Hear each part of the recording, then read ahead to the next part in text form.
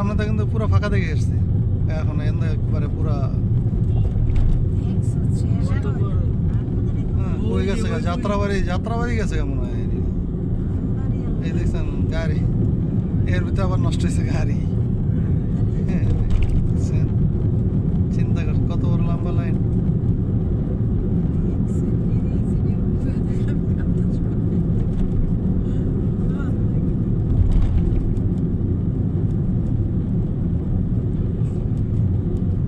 পুরা ব্রিজটাই একবারে বন্ধ হয়ে রয়েছে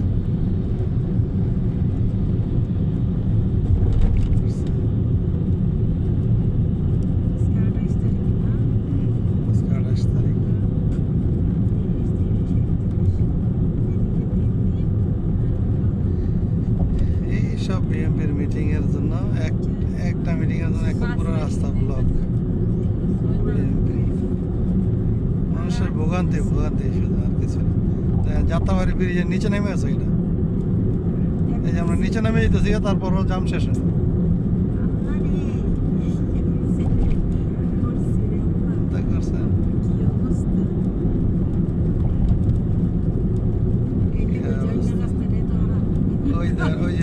ওই আনতে আবার ঘুরে যাইতেছে গাড়ি কিছু গাড়ি ঘুরতে আছে